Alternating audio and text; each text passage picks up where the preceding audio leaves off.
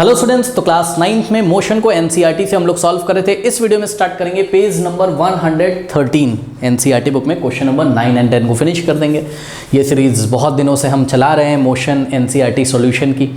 जो बच्चे नए आए हैं बच्चों, कमेंट सेक्शन में पिन कमेंट है उसको चेक करिए। पिन कमेंट क्या होता है? जो कमेंट सबसे ऊपर आ रहा है ना उसको पिन कमेंट बोलते हैं, ठीक है बच्चों। वहाँ रीड मोर पे क्लिक करिए तो आपको मोशन एनसीईआरटी सॉल्यूशन का पूरा प्लेलिस्ट मिल जाएगा, ठीक है ना। एक चीज़ और खास बात इस चैनल के बारे में आपको बता दूं बच्चों, जो बच्चे नए आए हैं मैं उनको बताना चाहता हूं कि इस चैनल पे आपको एनसीईआरटी एग्जाम्पलर के सॉल्यूशन मिल जाएंगे। एग्जाम्पलर क्या होती है सर? एनसीईआरटी के साथ साथ सीबीएसई ने आपकी प्रैक्टिस के लिए एक बहुत ही क्वालिटी बुक लगा रखी है जिसको एनसीईआरटी एग्जाम्पलर बोलते हैं, ठीक है ना। उसमें बहुत ही प्यारे प्यारे बहुत बढ़िया बढ़िया क्वेश्चन दे रखे हैं। उसको आप लगाओगे, बहुत अच्छे कॉन्सेप्ट बच्चों आपके क्लियर होंगे, मज़ा आ जाएगा। कहाँ मिलेगी सर? पिन कमेंट चेक करिए, सॉल्व करा चुका हूँ, सब कुछ मिल जाएगा। अब कुछ बच्चों को चैप्टर्स के लिंक नहीं मिलते हैं, एनसीईआरटी नहीं मिल, सारे चैप्टर पढ़ा चुका हूँ, पिन कमेंट चेक कर लीजिए, मिल जाएगा आपको, ठीक है। अब बच्चों को लिंक नहीं मिलते हैं तो आप मेरे को व्हाट्सअप कर सकते हो 7503644171, तो लिंक यहाँ से हम आपको सेंड कर देंगे। ये नए बच्चों के लिए मैंने बताया है, ठीक है ना, और पुराने बच्चों को तो पता है सारी चीज़ें कैसे चल रही हैं, ठीक है ना। तो आइए स्टार्ट करते हैं, ये दोनों क्वेश्चन सॉल्व करेंगे। क्वेश्चन नंबर 9 और 10, ये शायद ऊपर थोड़ा सा दिख नहीं रहा है क्या कैमरे में? ओके चलो दिख रहा है। देखो बच्चों, कह रहा है कि state which of the following situation are possible and give an example of each of these. बच्चों आपको पूछ रहा है कि इन दोनों दो कंडीशंस आपको दी हैं, दो सिचुएशंस दी हैं, पूछा जा रहा है इनमें से कौन सी पॉसिबल है। अगर पॉसिबल है, ठीक है, तो आपको एग्जाम्पल की हेल्प से समझाना है। तो ए पार्ट देखिए, कह रहा है an object with a constant acceleration, ध्यान दें students, an object with a constant acceleration but with zero velocity. ये कैसा केस है? अजीब सी बात हो रही है। तो कह रहे हैं कि कोई ऑब्जेक्ट हो जिसके पास कांस्टेंट एक्सलेशन हो, मतलब एक्सलेशन जिसका फिक्स हो, लेकिन उस टाइम उसकी वेलोसिटी कितनी हो जाए? जीरो हो जाए। अब ये कैसा केस है? तो हम आपको ये बताते हैं। जैसे कि मान लो बच्चों, कुछ बच्चे ये सोच रहे होंगे कि भाई अगर वेलोसिटी जीरो हो गई तो एक्सलेशन भी जीरो हो जाना चाहिए, ठीक है ना, बट ऐसा नहीं है। आइए हम आपको एक सिचुएशन दिखाते हैं जो हम पहले भी क्लास में डिस्कस कर चुके हैं। इस चीज़ को देखिए जरा, ये एक ऑब्जेक्ट हमने लिया, इसको हम वर्टिकली थ्रो करेंगे ऊपर, ठीक है, वर्टिकली थ्रो करने जा रहे हैं। ये ऐसा vertically upward, okay, vertically upward मतलब बच्चों समझो ये प्लेन है, प्लेन के परपेंडिकुलर डायरेक्शन में, यानी कि 90 डिग्री बनाता हुआ कुछ इस तरीके से, इस डायरेक्शन में, जिस डायरेक्शन में मार्कर है, चेक करो मार्कर कॉपी के साथ कितना एंगल बना रहा है? 90। ये देखिए, ठीक, तो ये परपेंडिकुलर डायरेक्शन में ऐसा सीधा ऊपर जाना चाहिए ऑब्जेक्ट, ठीक है ना। तो बच्चों force and laws of motion के बाद आप एक चैप्टर पढ़ोगे ग्रेविटेशन वाला। ग्रेविटेशन वाली चैप्टर में ये चीज़ अच्छी तरीके से एक्सप्लेन करेगी, बट अभी के लिए मैं आपको बता दे रहा हूँ बच्चों। देखिए बात समझिए, बताता हूँ, सुनो। जैसे ये ऑब्जेक्ट है, इसको हमने ऐसा छोड़ दिया, इसको हम फ्री फॉल बोलते हैं। क्या बोलते हैं? Free fall. यहाँ पर इनिशियल वेलोसिटी कितनी होती है? जीरो। चेक करो ना, मैंने इसको जेंटली रिलीज कर दिया, ऐसे जेंटली, मतलब मैंने कोई फोर्स नहीं लगाया, मैंने सिंपली ऐसे बस इसको ऐसा रिलीज कर दिया। तो ये वर्टिकली कहाँ आ रही है? डाउनवर्ड आ रही है। आपने क्या देखा? आपको साफ साफ यहाँ पे दिख रहा है, मैं कुछ नहीं कह रहा हूँ, साफ साफ दिख रहा है। देखो ये इसकी स्पीड क्या कर रही थी? इंक्रीज कर रही थी कि नहीं कर रही थी? बताओ। हाँ, इसकी स्पीड इंक्रीज कर रही थी ना, तभी तो नीचे आ रहा है ये। और इसकी जो स्पीड इंक्रीज कर रही है, जब स्पीड इंक्रीज करती है तो जरूर उसमें क्या होता है? एक्सलेशन होता है। तो बच्चों यहाँ जब कोई बॉडी फ्री फॉल करती है तो जो एक्सलेशन काम करता है उस एक्सलेशन का नाम है एक्सलेशन ड्यू टू ग्रेविटी। क्या नाम है? Acceleration due to gravity. और मैं आपको बता देता हूँ, एक्सलेशन ड्यू टू ग्रेविटी को बच्चों स्मॉल जी से दिखाया जाता है। किससे? स्मॉल जी से, ठीक है। और इसकी जो वैल्यू होती है वो होती है 9.8 मीटर पर सेकेंड स्क्वायर, ठीक है ना। या फिर ये होती है इक्वेटर्स पे, ठीक है ना, अर्थ पे इक्वेटर्स पे इसकी वैल्यू होती है 9.8 मीटर पर सेकंड स्क्वायर, और पोल्स पे कितनी होती है? 10 होती है, ठीक है ना। तो वो आप ग्रेविटेशन वाले चैप्टर में अच्छी तरीके से समझोगे। अभी के लिए अच्छी तरीके से समझाने के लिए मान लो कि हम लोग पोल पे, कहीं पे अर्थ के पोल पे कहीं पे खड़े हम लोग ग्रीनलैंड वगैरह में, और वहाँ पे हमने इसको फ्री फॉल ऐसा कराया, तो ये वाली वैल्यू भी नहीं, ये वाली हम आपको लेके समझा रहे हैं। तो एक्सलेशन ड्यू टू ग्रेविटी कितना काम करेगा वहाँ पर? 10 मीटर पर सेकेंड स्क्वायर। इसका मीनिंग क्या है? 10 मीटर पर सेकेंड स्क्वायर का मीनिंग होता है 10 मीटर पर सेकेंड, यानी कि जब ये ऑब्जेक्ट ऐसा जा रहा था तो हर एक सेकंड इसकी स्पीड कितनी इंक्रीज कर रही थी? 10 मीटर पर सेकंड के हिसाब से। ये इसका मीनिंग है। अब सुनो मेरी बात ध्यान से बच्चों, जब ऊपर से नीचे आ रहा था तो वेलोसिटी इंक्रीज कर रही थी, स्ट्रेट लाइन में चल रहा है, इसलिए जो स्पीड होगी वही वेलोसिटी होगी, हम आपको कई बार बता चुके हैं।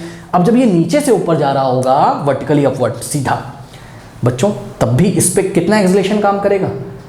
एक्सलेशन ड्यू टू ग्रेविटी काम करेगा, लेकिन वो इस टाइम क्या कर रहा होगा? इसकी वेलोसिटी को डिक्रीज कर रहा होगा। चेक करो ना, देखो अभी फेंकूंगा ना, टॉप पे जाके पल भर के लिए इसकी वेलोसिटी कितनी हो जाएगी? जीरो। देखना 1 2 3 स्टार्ट। ये टॉप पे जब ये पहुंचा था, इसको स्लो मोशन में देखिए तो पल भर के लिए इसकी वेलोसिटी कितनी? जीरो। हाँ ऊपर जा रहा था, अब जो ऊपर जा रहा था तो एक चीज़ और देखो, नीचे आ रहा है तो स्पीड इंक्रीज ही करती जाएगी, किस रेट से 10 मीटर पर सेकंड के हिसाब से। लेकिन जब ऊपर जा रहा है तो स्पीड डिक्रीज करती जाएगी, कौन से रेट से, 10 मीटर पर सेकंड के हिसाब से। कोई डाउट है बताइए। तो बच्चों एक बात जरा ध्यान से चेक करिए, जब ये ऊपर जा रहा है, ध्यान से चेक करना, जब ये ऊपर जा रहा है, ऊपर कौन सा एक्सीलरेशन काम कर रहा है, बोलो 10 मीटर पर सेकंड स्क्वायर। जब ये ऊपर जा रहा होगा तो हम साइन कैसा लेंगे इसका, माइनस। याद है भूल चुके हो, मेरी बात ध्यान से सुनो। मोशन की डायरेक्शन कौन सी बताओ, नीचे से ऊपर। मैं डायग्राम बनाता हूँ तब व्हाइट बोर्ड पे आपको समझ में आएगा। बच्चों मोशन की डायरेक्शन कहाँ से कहाँ है, ध्यान से चेक करिएगा, पॉइंट ए से बी की तरफ। ये देखिए ये मोशन की डायरेक्शन है, लेकिन एक्सीलरेशन किधर काम कर रहा है, नीचे। एक्सीलरेशन ड्यू टू ग्रेविटी बच्चों एक वेक्टर क्वांटिटी है, वेक्टर के पास मैग्नीट्यूड भी होता है और डायरेक्शन भी होती है। तो ये जो एक्सीलरेशन काम कर रहा है इसका मैग्नीट्यूड कितना है, 10 मीटर पर सेकंड स्क्वायर, मतलब 10 मीटर पर सेकंड स्क्वायर का मैग्नीट्यूड है। लेकिन डायरेक्शन कहाँ है, अरे एक्सीलरेशन ड्यू टू ग्रेविटी एक वेक्टर है, इसकी डायरेक्शन हमेशा कहाँ होती है, towards the centre of the earth. Earth के सेंटर की तरफ इसकी डायरेक्शन हमेशा होती है, मतलब आप बोल सकते हो नीचे होती है हमेशा, ऐसा भी आप समझ सकते हो। ग्रेविटेशन वाले चैप्टर में आपको डिटेल में पढ़ाया है, ठीक है ना। तो बच्चों एक बात बताओ, ये जो ऑब्जेक्ट है ये तो कहाँ जा रहा था, ऊपर। मोशन की डायरेक्शन कहाँ थी बताओ, ऊपर। लेकिन एक्सीलरेशन कहाँ काम कर रहा था, नीचे। सही है ना। तो एक्सीलरेशन की डायरेक्शन मोशन के जस्ट ऑपोजिट आ रही थी, इसलिए जब ये ऊपर जा रहा होगा तो हम बोलेंगे g इज इक्वल्स टू कितना बताइए, -10 मीटर पर सेकंड। माइनस डजंट शोज बच्चों, माइनस ओनली शोज कि ये जो एक्सीलरेशन है ना, मोशन की डायरेक्शन कहाँ से कहाँ है, मोशन की डायरेक्शन कहाँ से कहाँ है, ए से बी की तरफ। लेकिन इस टाइम ये जो g है, यानी कि जो acceleration due to gravity, acceleration due to gravity की डायरेक्शन कहाँ से कहाँ है, बी से ए की तरफ, बी से ए की तरफ, बी से ए की तरफ। कोई डाउट है बताइए। मोशन ऐसा, एक्सीलरेशन ड्यू टू ग्रेविटी का डायरेक्शन नीचे, सही है। अब बच्चों मान लीजिए, सिचुएशन देखिएगा, मान लीजिए कि मैंने इस ऑब्जेक्ट को ऊपर फेंकने जा रहा हूं आपके सामने, 30 मीटर पर सेकंड के हिसाब से फेंकता हूं, मतलब इसकी इनिशियल वेलोसिटी कितनी दी मैंने इसको, 30 मीटर पर सेकंड। बहुत ध्यान चेक करना बच्चों, 1 2 3 स्टार्ट। ठीक, वैसे कैमरे में दिखाई पड़ जाए, फेंक तो मैं और ऊपर भी सकता हूं, ध्यान से चेक करना।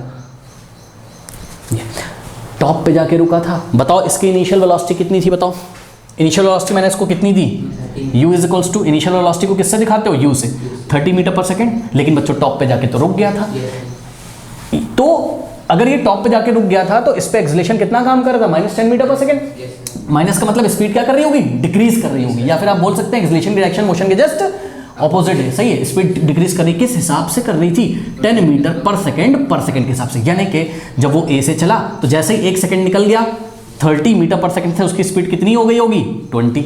अब बात समझ में, 10 डिक्रीज कर जाएगी। जैसे ही 1 सेकंड और निकल गया, यहाँ पे दिखाते हैं, ठीक है। अब यहाँ पे इसकी स्पीड कितनी हो गई, 20 मीटर पर सेकंड। जैसे ही 1 सेकंड और निकल गया, अब कितनी हो गई बोलो, 10 मीटर पर सेकंड, सही है। अब जैसे ही 1 सेकंड और निकल गया, अब कितनी हो गई बताओ, 0। 10 के हिसाब से डिक्रीज कर रही है, क्यों, इस पे एक्सीलरेशन कहाँ काम कर रहा है, मोशन के जस्ट ऑपोजिट डायरेक्शन। अब मेरी बात ध्यान से सुनना, 3 सेकंड में ये ढक्कन जो है इसकी फाइनल वेलोसिटी कितनी हो गई, 0।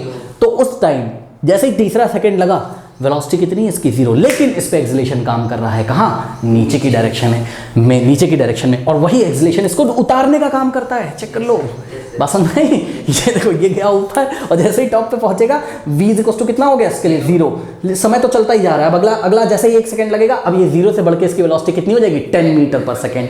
बात समझ में आई कि नहीं आई। तो अब ये नीचे उतर रहा होगा, जब नीचे उतर रहा होगा तो सिचुएशन देखिए, हम यहाँ पे दिखा रहे हैं आपको, जैसे ये वाले पॉइंट पे पहुंचेगा, ठीक है, फिर से इसकी वेलोसिटी कितनी हो गई, 10 मीटर पर सेकंड। यहाँ पहुंचेगा तो फिर से कितनी हो गई, 20 मीटर पर सेकंड। 10 मीटर पर सेकंड के हिसाब से अब वेलोसिटी इंक्रीज करेगी। कोई डाउट है। और एक बात बहुत ध्यान से चेक करिएगा, जब ये ऊपर जा रहा था तो एक्सीलरेशन ड्यू टू ग्रेविटी कहाँ था, नीचे। जब ये नीचे जा रहा है तो एक्सीलरेशन ड्यू टू ग्रेविटी ऊपर नहीं, अभी भी वो नीचे है। तभी तो जी का साइन अब हम लोग कैसा लेंगे, positive. G acceleration due to gravity अब ऐसा है कि स्पीड क्या कर रही है इसकी, इंक्रीज कर रही है, सही है ना।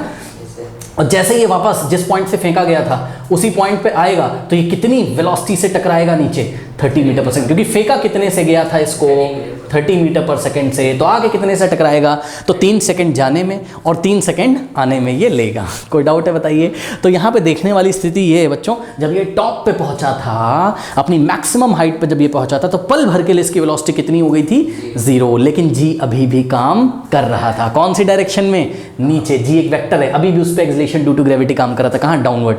तो क्या ऐसी सिचुएशन पॉसिबल है जब वेलोसिटी 0 हो जाए और उस पर पे कांस्टेंट एक्सेलरेशन लगता रहे। बच्चों कांस्टेंट पता है क्यों बोला है उसने क्वेश्चन में? कांस्टेंट का मतलब होता है डायरेक्शन की बात नहीं कर रहा है वो तुमसे, वो मैग्नीट्यूड की बात कर रहा है। क्योंकि बच्चों डायरेक्शन, अच्छा सॉरी मेरे से गलती हो गई, सॉरी ठीक। कांस्टेंट एक्सेलरेशन का मतलब ठीक जो एक्सेलरेशन चेंज ना होता हो, बिल्कुल सही बात तो है। हर बार एक्सेलरेशन कहाँ लग रहा है? नीचे। कितने मैग्नीट्यूड से लग रहा है? 10 मीटर पर सेकेंड स्क्वायर से। कोई डाउट है बताइए? हाँ, तो इन्होंने आपसे क्या क्वेश्चन पूछा था? An object with constant acceleration, कोई ऑब्जेक्ट जिस पे लगातार कांस्टेंट एक्सेलरेशन ही लगता हो, लेकिन वो उसकी बट विद जीरो वेलोसिटी, लेकिन उसकी वेलोसिटी कितनी होती है? जीरो। तो हमने कहा हाँ भाई ऐसा पॉसिबल है, ऐसा पॉसिबल है। और कहाँ पॉसिबल है ऐसा? When a ball is throne up at maximum height, जब किसी बॉल को उसकी मैक्सिमम हाइट तक थ्रो कर दिया जाता है। अभी देखा ना, मैक्सिमम हाइट तक जब चला जाता है और जिस टाइम मैक्सिमम हाइट पे पहुंचता है तो उस टाइम क्या होता है? इट हैज जीरो वेलोसिटी, तब उसकी वेलोसिटी जीरो होती है। ऑल्दो का मतलब जबकि it will have constant acceleration, जबकि उसका एक्सेलरेशन क्या होता है? कांस्टेंट। और इस कांस्टेंट एक्सेलरेशन को हम क्या बोलते हैं? एक्सेलरेशन ड्यू टू ग्रेविटी, जिसकी वैल्यू पोल्स पे कितनी होती है? 10 मीटर पर सेकेंड स्क्वायर, और इक्वेटर पे कितनी होती है? कोई डाउट है बताइए? इक्वेटर पे 9.8 मीटर पर सेकेंड स्क्वायर। बहरहाल आगे बढ़ते हैं पार्ट बी पे। कहता है पार्ट बी में, an object moving in a certain direction with acceleration is perpendicular to direction. हाँ भाई ध्यान से चेक करो। कह रहा है कि an object moving in a certain direction, object किसी डायरेक्शन में जा रहा हो और acceleration is perpendicular to the direction. मतलब समझो कि ऑब्जेक्ट की जो डायरेक्शन है ना, मान लो ऑब्जेक्ट जा रहा है ए से बी की तरफ, तो एक्सेलरेशन जो है उसकी डायरेक्शन आनी चाहिए इस मोशन के परपेंडिकुलर, ये एक्सेलरेशन। ऐसा पूछा, क्या ऐसा कभी पॉसिबल है? कह रहा मोशन जिधर हो ना उसके परपेंडिकुलर हो कौन? एक्सेलरेशन। ऐसा कब होता है? यहाँ तो हुआ नहीं। यहाँ चेक करो, जिधर मोशन था उसके जस्ट ऑपोजिट एक्सेलरेशन था। और जब जस्ट ऑपोजिट होती है ना दो चीज़ें, दो क्वांटिटी जब जस्ट ऑपोजिट होंगी तो उनके बीच एंगल पता है कितना बनता है? 180। सुन लो कैसे, ध्यान चेक करना। अब इसके बीच में, दोनों के बीच में कोई एंगल नहीं है। अब कितना बन गया? 30 डिग्री। अब कितना बन गया? 45। अब कितना हो गया? 90। और अब कितना हो गया? 180। सही है? हाँ सही है ना? तो ध्यान चेक करो, एक्सेलरेशन ड्यू टू ग्रेविटी किधर था? नीचे। मोशन किधर था? ऊपर। तो एंगल कितना बन रहा होगा दोनों में? 180। लेकिन इन्होंने क्या मांगा आपसे कि मोशन की डायरेक्शन जिधर हो उसके साथ एक्सेलरेशन कितना बनाना चाहिए? 90। आइए जरा हम आपको एक सिचुएशन याद कराते हैं। क्लास में हमने पढ़ाया था, शायद आपको ना याद हो, हमने पढ़ाया था क्लास में आपको सर्कुलर मोशन के बारे में। याद है बच्चों? भूल गए हो? जब कोई बॉडी सर्कुलर पाथ पे मोशन करती, ये देखिए, जब कोई बॉडी सर्कुलर पाथ पे मोशन करती, ये ऐसे कोई सर्कुलर पाथ है जिसका रेडियस कितना है? r है, ठीक है ना? तो बॉडी इस पे मोशन कर रही है, ऐसे सर्कुलर पाथ पे सर्कुलर मोशन कर रही है। एक होता है यूनिफॉर्म सर्कुलर मोशन, क्लास में आपको पढ़ाया। यूनिफॉर्म सर्कुलर मोशन का मतलब कि कांस्टेंट स्पीड से एक सर्कुलर पाथ पे जब बॉडी मोशन कर रही हो तो हम उसको यूनिफॉर्म सर्कुलर मोशन बोलते हैं। अब मोशन यूनिफॉर्म हो चाहे ना हो, यूनिफॉर्म हो चाहे ना हो का मतलब ये है कि इसकी स्पीड कांस्टेंट हो चाहे ना हो। चलो तो मान लो कि स्पीड इसकी कांस्टेंट है, 4 मीटर पर सेकेंड है, चलो मान लो, यानी कि हर एक सेकंड में 4 मीटर जाता होगा, हर एक सेकंड में 4 मीटर, तो सर्कुलर मोशन कर रहा है ऐसे। सुनो बच्चों, इसकी स्पीड तो कांस्टेंट है। चलो मैं तुमको बोल दे रहा हूँ कि स्पीड कितनी है बताओ? 4 मीटर पर सेकंड। चलो मैंने तुमको बोल दिया, मान लो। लेकिन क्या इसकी वेलोसिटी कांस्टेंट है? नहीं। वेलोसिटी में क्या होता है? मैग्नीट्यूड भी होता है और डायरेक्शन भी होती है, सही है ना? तो ध्यान से चेक करिए बच्चों, जब ये ऑब्जेक्ट पॉइंट ए पे, थोड़ी देर बाद कहाँ जाएगा? बी पे, थोड़ी देर बाद कहाँ जाएगा? सी पे। तो बच्चों जब कोई ऑब्जेक्ट सर्कुलर पाथ पे चलता है तो हम उसकी वेलोसिटी को कैसे दिखाते हैं? टेंजेंट ड्रॉ करके।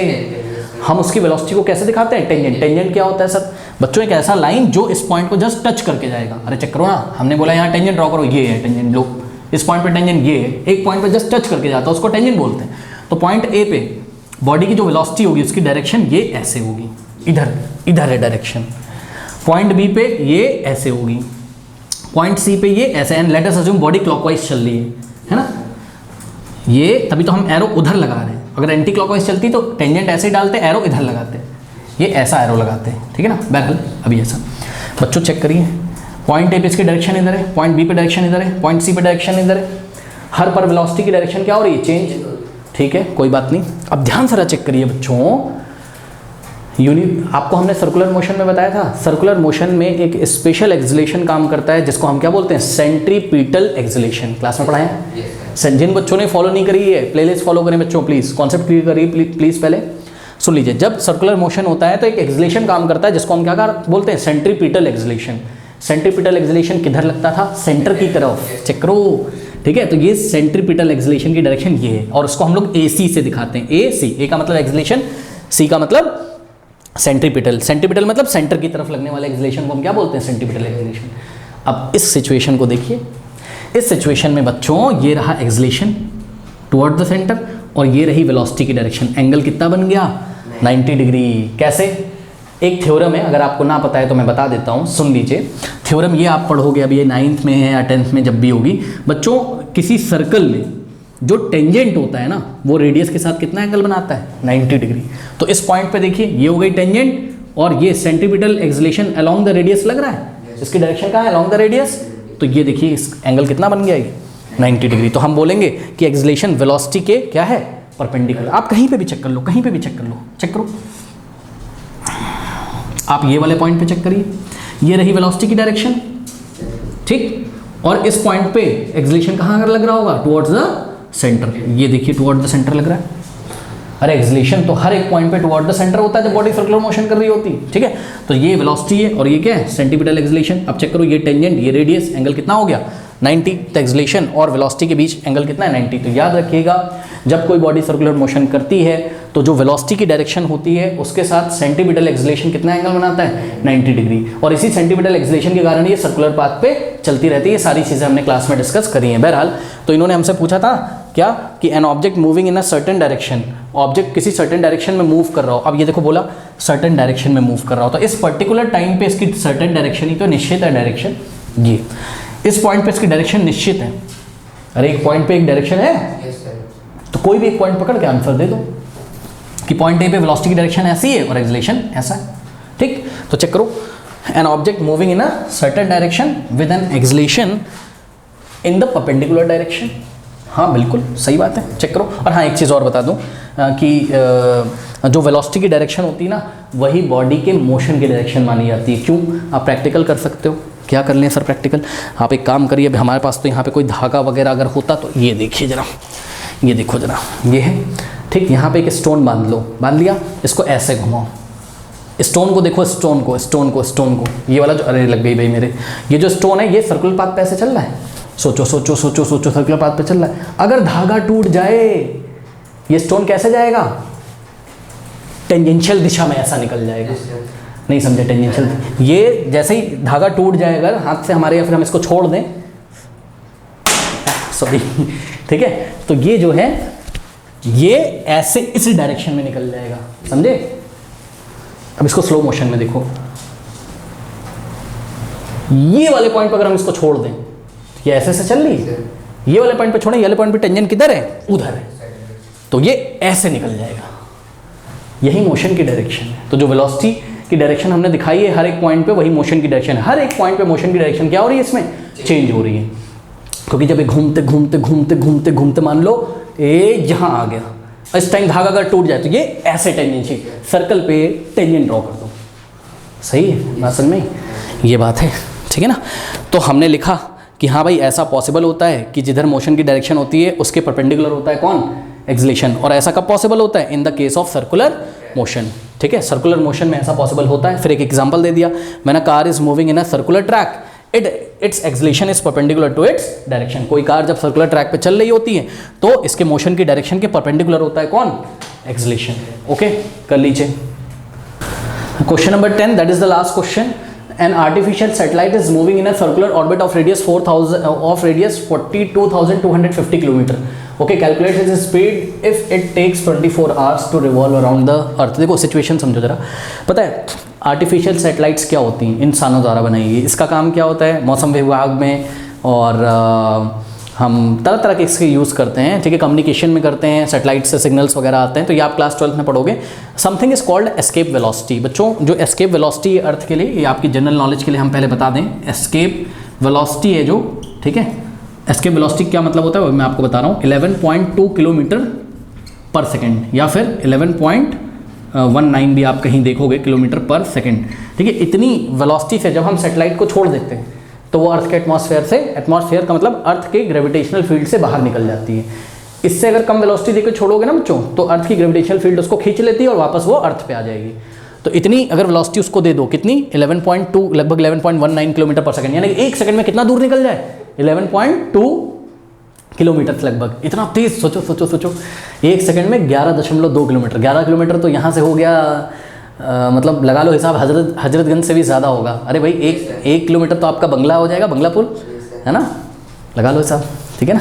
तो 1 सेकंड में जब इतना दूर जाने की क्षमता रखती हो, इतने फोर्स से अगर आपने इसको फेंका हो, मशीनरी वगैरह लगा के उसको लॉन्च करते हैं, वो सब आपने मूवीज़ वगैरह में देखा होगा, ठीक है ना। तो एस्केप वेलोसिटी इसको हम बोलते हैं। इतनी वेलोसिटी से निकलेगा, फिर क्या करता है, ये अर्थ से ऐसा बाहर निकल गया, यहाँ से आपने इसको छोड़ा, ये सूम, और ये ग्रेविटेशनल फील्ड से जैसे ही बाहर निकल जाता है ना बच्चों, इस पे क्या काम करता है, एक सेंटीमीटर एक्सेलरेशन काम करता है, सेंटीमीटर एक्सेलरेशन काम करता है, और ये लगातार कहाँ घूमने लगती है, एक सर्कुलर पाथ में। तो क्या सिचुएशन बनेगी, ये हो गई अर्थ, ठीक है, और ये हो गई आपकी सैटेलाइट, ये एक यूनिफॉर्म सर्कुलर मोशन ऐसा यहाँ पे करेगी, और ये हो गई इसकी रेडियस, किसकी रेडियस, सैटेलाइट की रेडियस, ये हो गई, ठीक। और ये रेडियस आपको कितनी दे रखी है, ये रेडियस की वैल्यू आपको 42,250 किलोमीटर दे रखी है, सही है ना। और यहाँ से चल, सपोज बच्चों हम लोग ने इसको चेक किया, तो ये इसका इनिशियल पॉइंट है, यहाँ से ये एक राउंड लगाएगी कब, जब वापस कहाँ जाएगी, ए पे। तो ये एक राउंड लगाने में कितना टाइम लेती है, 24 आवर्स। बहुत ईजी, अब तो आप चेक कर लो, अच्छा सा फिगर दिखाते हैं हम आपको। यहाँ पे सेंटर है, ये आपका रेडियस है, कितना दे रखा है 42,250 किलोमीटर। मान लो कि आप एक ऑब्जर्वर हो, आपने इसको देखना शुरू किया, और वो पॉइंट ए से चलती तो ये चली जा रही है जब से लॉन्च करी गई है। आपने बोला हम देखना शुरू करेंगे कहाँ से, पॉइंट ए से। जब ये लौट के वापस पॉइंट ए पे आ जाएगी तो आपने टाइम नोट कर लिया। टाइम कितना है बताइए, 24 आवर्स। क्या बच्चों आप इसकी स्पीड निकाल सकते हैं, यस सर निकाल सकते हैं। स्पीड का फॉर्मूला क्या होता है बच्चों, स्पीड का फॉर्मूला होता है क्या, total distance divided by total time. बहुत इजी है। अब इसकी डिस्टेंस कितनी हो जाएगी बच्चों, डिस्टेंस कितनी हो जाएगी बताओ, जब वो ए से कहाँ आ गया, ए पे कितना डिस्टेंस चला, सर सर्कमफेरेंस के इक्वल चला, चेक कर लो। सर्कमफेरेंस नहीं पता क्या आपको, सुनिए बाउंड्री की जो लेंथ होती है ना सर्कल के, उसी को हम क्या बोलते हैं, उसका सर्कमफेरेंस। चेक करो ना, ये वाली लेंथ को चेक करो, और ये वाली लेंथ का फॉर्मूला क्या होता है सर्कमफेरेंस का, 2πr। तो डिस्टेंस की जगह हम लोग क्या रखेंगे, 2πr, और डिवाइडेड बाय टाइम, तो जो भी है टाइम को हमने t से दिखाया, अभी रख देंगे। अब ध्यान से चेक करो बच्चों, अब यहाँ पे ना आपको डिस्टेंस को मीटर में चेंज करने की जरूरत नहीं है, और टाइम को सेकंड में चेंज करने की जरूरत नहीं है। पता है क्यों, अरे इसकी स्पीड बहुत बढ़िया होगी, किलोमीटर पर आवर में दे दो भाई आप, अच्छी खासी इसकी स्पीड होगी, निकाल के दिखा देंगे अभी आपको। ध्यान से चेक करिए, 2π, ठीक है ना, 2 पाई की वैल्यू तो बच्चों इन्होंने कुछ बोली नहीं है, तो क्या लेना चाहिए हमें बताइए, 22.7 ले लें क्या, चलो ले लेते हैं। 2 इंटू पाई का वैल्यू 22.7, पाई का वैल्यू 22.7 रखिए। रेडियस कितना है बच्चों बताइए, रेडियस कितना है फटाफट, 42,250 क्या kilometre, whole divided by time. Time कितना बच्चों फटाफट बोलिए, टाइम कितना है 24 क्या आवर्स। तो आप क्लियरली देख लोगे, ऊपर किलोमीटर है नीचे आर है, तो यूनिट किस में आ जाएगा आपका, किलोमीटर पर आर में। देख लो बच्चों, क्या 4,250 ये 42,250 क्या 7 से डिविजिबल तो नहीं है, फटाफट चेक कर लो, कैलकुलेशन तो आप लोग भी कर सकते हो। हाँ चेक करते हैं इसको, है ना, वैसे डेसिमल में ही आपका आंसर आएगा, ठीक है ना। तो इसको चेक करते हैं, ओहो भाई बड़ा हो जा, चलो ये कितना है आपका 42,250 डिवाइडेड बाय, नहीं बच्चों डेसिमल में ही आएगा, करना पड़ेगा आपको, ठीक है ना।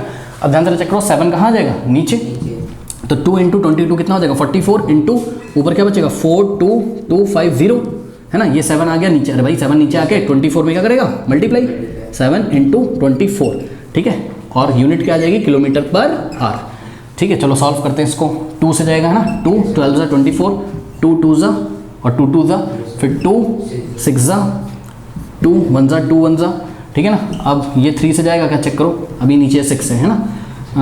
अगर सबको ऐड कर दो, अगर 3 की टेबल में आ रहा हो तो 3 से डिविजल होगा, 5 + 2 कितना हो गया 7, 7 + 2 9, 9 + 4 13, नहीं डिवाइड होगा, तो 2 से करना पड़ेगा, 2 3 ज़ा और 2 2 ज़ा, 2 1 ज़ा, 2 1 ज़ा, 2 2 ज़ा 4, 2 5 ज़ा, ठीक है। और कितना आ गया ऊपर, मैं सॉल्व करता हूँ यहाँ फटाफट, देखो 21125, ठीक है ना। तो कितना हो जाएगा ये, आप लोग मत कैलकुलेटर से करिएगा, खुद से करिएगा, एग्जाम में कैलकुलेटर नहीं मिलेगा। 21125 इंटू वॉट, इंटू 11 कितना आ गया, ये आ गया 232,375, है ना, और अपॉन में 7 3 ज़ा 21। अब ये मैं आपको डिवाइड करके दिखा देता हूँ, क्योंकि बहुत सारे बच्चे डिवाइड नहीं कर पाते हैं, ठीक है। मल्टीप्लाई तो कर लोगे ना 11 को किससे, 21125 से, ठीक है ना। डिवाइड मैं आपको करके दिखा देता हूँ, देखता हूँ क्या आ रहा है। चलो किसको डिवाइड करना है? 2 3 2 3 7 5 को किससे डिवाइड करना है बोलिए बच्चों? 21 से, है ना? तो 21 वन ज़ा कितना आ जाएगा? 21।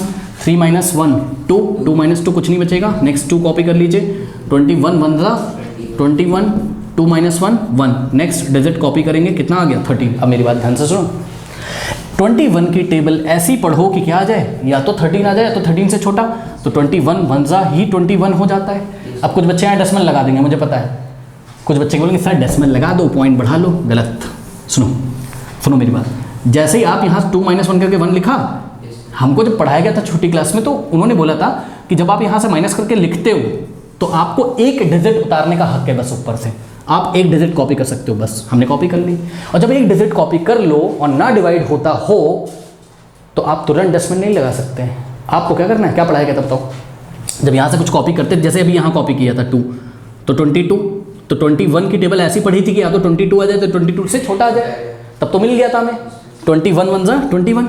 लेकिन अब जब हमने यहाँ 3 कॉपी किया तो हमने क्या किया, हमने 21 की टेबल जब पढ़ी तो 21 जीरो ज़ा हमको क्या लिखना चाहिए? 0, क्योंकि 21 वन ज़ा भी 21 आ जाएगा जो कि 13 से क्या है? बड़ा है। तो 21 जीरो ज़ा क्या आ गया? 0। 13 माइनस 0 13। अब नेक्स्ट डिजिट उतारने का हक है आपको, उतार लिया आपने। अब चेक कर लो कितने टाइम्स जाएगा, मेरे ख्याल से तो शायद बच्चों 5 टाइम्स जाएगा।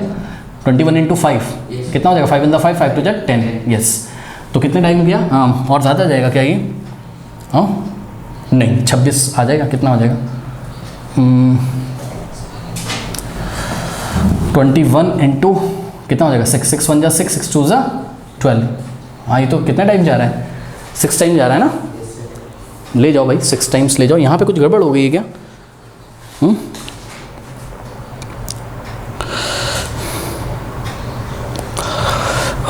2 6 5, हाँ यहाँ कुछ गड़बड़ हुई है स्टूडेंट्स। क्या गड़बड़ हो गई है देखते हैं ज़रा। ओके, बिल्कुल सही है, बिल्कुल सही है। एक्चुअल में ये आंसर जो मैं मैच कर रहा था बच्चों, यहाँ पाई की वैल्यू 3.14 ली गई है ना, कोई दिक्कत नहीं है। 6 टाइम जाएगा ये, ठीक है ना। तो कितने टाइम जा रहा है आपका? 6 टाइम जा रहा है, ठीक है ना। 6 टाइम जाएगा, कितना आ जाएगा? 126, करेक्ट। 7 minus 6 1, 3 minus 2। अगर आप 3.14 लोगे ना पाई की वैल्यू अगर आप कितनी लोगे? 3.14, तो आपका आंसर थोड़ा डिफर करेगा, उससे फर्क नहीं पड़ता है, ठीक है ना। कितना आ गया यहाँ पर बताइए? 11 आ गया। फिर आपने नेक्स्ट डिजिट यहाँ से कॉपी कर ली, ठीक है। तो कितने टाइम जाएगा अब ये? 5 टाइम जाएगा, सही है ना। तो कितना आ जाएगा यहाँ पर? 5 टाइम जाएगा तो 105, ठीक है। 5 माइनस 5 0, 1 माइनस 0 1, यहाँ कुछ नहीं बचेगा। अब डेसिमल लगाओगे और क्या बढ़ाओगे? 0 बढ़ाओगे, ठीक है ना। ओके, तो कितना हो जाएगा यहाँ से? ओके, अब डेसिमल लगा के क्यों 0 बढ़ाया बच्चे, ये भी पूछेंगे, क्योंकि मेरे पास नेक्स्ट कोई भी डिजिट कॉपी करने के लिए नहीं था, इसलिए मैंने ऐसा किया, ठीक है ना। तो कितने टाइम जाएगा? 4 टाइम्स, है ना। 4 टाइम जाएगा तो 4 इंटू 21, 21 इंटू 4, 4 1 जा 4, 4 84, तो 84 आ गया। बस बच्चों इतना काफ़ी है, हाँ। तो कितना आंसर आ गया बताइए? 11065.4 क्या? Kilometre per hour. यानी कि 1 घंटे में वो कितना डिस्टेंस ट्रेवल कर लेती? 11,065.4 किलोमीटर 1 घंटे में वो ट्रेवल कर लेती है। ये काफ़ी बड़ा रेडियस है ना, तो 11,000 किलोमीटर के आसपास लगभग 1 सेकंड कह रहा हूँ, 1 घंटे में वो तय कर लेती है।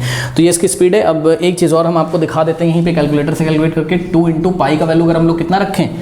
3.14, और रेडियस कितनी थी बच्चों बताइए फटाफट? 42250 थी, और अपॉन में टाइम कितना था बोलिए? 24 आवर्स था, है ना। अगर हम लोग इसको सॉल्व करें तो देखते हैं कितना आता है ना। चेक ही कर लेते हैं इसको लगे हाथ। तो ये हो जाएगा आपका 2 इंटू 3.14 और इंटू 42250 और डिवाइडेड बाय कितना है? 24, यस। तो 11055.41 ऐसा कुछ आपके पास किलोमीटर पर आवर आएगा। दोनों ही आंसर सही हैं, ये वाला भी सही है और ये वाला भी सही है, ठीक है ना। कोई डाउट है बताइए? हाँ, तो और वैसे भी बच्चों आप खुद दिमाग लगाओ ना, जब 11,000 किलोमीटर की बात हो रही है तो यहाँ अगर 65 हो, अच्छा यहाँ 55 हो, क्या फ़र्क पड़ता है? 5-10 किलोमीटर से क्या फ़र्क पड़ता है? 11,000 किलोमीटर के सामने। फिजिक्स है ही, आप क्लास 11th में यही पढ़ोगे। हम फिगर्स को निगलेक्ट भी कर देते हैं, तो वो हम लोग क्लास 11th में पढ़ेंगे, भी उसको छोड़ो। तो आप जो भी वैल्यू रखना चाहें, पाई की 22.7 रखोगे, ये आंसर आएगा। 3.14 रखोगे, ये आएगा। जो रखना हो, जो पसंद है उस तरीके से, गलत नहीं होगा। बस आपका कॉन्सेप्ट चेक किया जाता कि आपको ये फॉर्मूला लगाना आता है कि नहीं आता है। कोई डाउट है बताइए? ओके, इसको नोट कर लीजिए। हाँ, नाउ स्टूडेंट्स, जो नेक्स्ट चैप्टर का सॉल्यूशन है, ठीक है ना, वो एंड स्क्रीन पे लगा दूंगा मैं। अब केमिस्ट्री का हम लोग चैप्टर नंबर 1 स्टार्ट करेंगे, उसका एनसीईआरटी सॉल्यूशन। चैप्टर्स को मैं पहले ही पढ़ा चुका हूँ, पिन कमेंट में चेक करिए, वहाँ से पढ़िए चैप्टर, फिर आप एनसीईआरटी के सॉल्यूशंस देखिए, फिर एग्जाम्पलर देखिए, मजा आएगा। मिलते हैं नेक्स्ट वीडियो में, तब तक के लिए पढ़ते रहिए, बढ़ते रहिए। All the best.